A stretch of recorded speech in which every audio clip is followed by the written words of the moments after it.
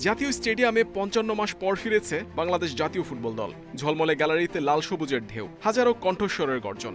ভুটানকে উড়িয়ে দেশের ফুটবল তীর্থে জাতীয় দলের প্রত্যাবর্তন ছিল উৎসবের মতো।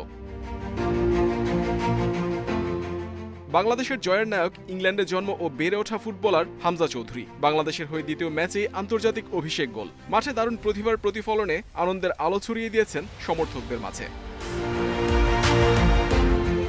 ফুটবলে উত্থানের পর ফুটবল প্রেমীরা নতুন করে স্বপ্ন দেখতে শুরু করেছে। এখন জাতীয় দলে একসঙ্গে ৬ জন প্রবাসী ফুটবলার, জামাল ভুঁইয়া, তারেক কাজী, কাজেম শাহ, হামজা চৌধুরী, ফাহমিদুল ইসলাম ও সমিত সোম। এরাই ফুটবলে লাল সবুজের কাণ্ডারি।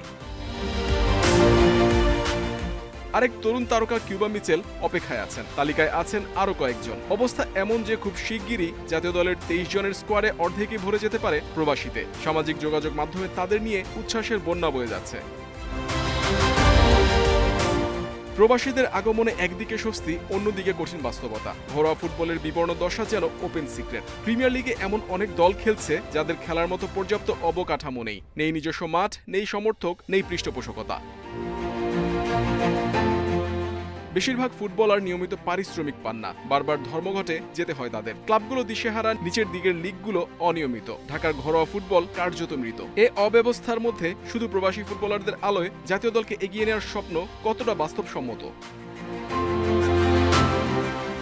মাঝে মধ্যে ম্যাচ জিতে উল্লাসে ভাসে সবাই, কিন্তু কাঠামোগত ব্যর্থতা কি ঢেকে রাখা যায়? ফুটবল একদিনের খেলা নয়, এটা দীর্ঘমেয়াদী নির্মাণ কাজ, যেখানে প্রয়োজন পরিকল্পনা, বিনিয়োগ, ধৈর্য এবং একটি সুদৃঢ় ভিত। হামজা চৌধুরীর মতো একজন দুর্দান্ত মিডফিল্ডার, যিনি শিলংয়ে ভারতের বিরুদ্ধে দুর্দান্ত পারফরমেন্স দেখিয়েছেন, দ্বিতীয় ম্যাচে ঢাকায় গোল করে বুঝিয়ে দিলেন তার আগমন সৌভাগ্যের বার্তা বয়ে আনতে পারে। কিন্তু একজন হামজা দিয়ে একটা ভবিষ্যৎ গড়া যায়। প্রয়োজন শত শত ঘরোয়া হামজা। তাদেরকে খুঁজবে।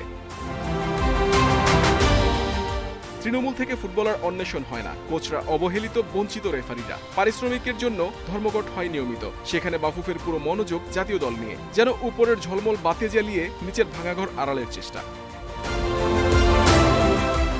প্রিমিয়ার লিগে যেসব ক্লাব খেলছে অনেকেরই পেশাদার মানের ফুটবল উপস্থাপন করার সক্ষমতা নেই। দেশের প্রিমিয়ার লিগে খেলার জন্য যে প্রস্তুতি, অবকাঠামো ও সংস্থান দরকার, তার ছিটে ফোটাও নেই অনেক ক্লাবের। এতদিন বলা হতো তৃণমূল অবহেলিত, এখন প্রিমিয়ার লিগও অনেক জায়গায় অবহেলার শিকার। প্রবাসীরা বাংলাদেশের ফুটবলে গর্ব, সম্মানের প্রতীকও। কিন্তু জাতীয় ফুটবলের টেকসই ভবিষ্যৎ গড়ে উঠবে দেশের মাটিতে, দেশের মানুষের হাতে। আলো চাইলে দরকার শক্ত ভিত, দরকার সত্যিকারের পরিবর্তনের সম্মিলিত সদিচ্ছা।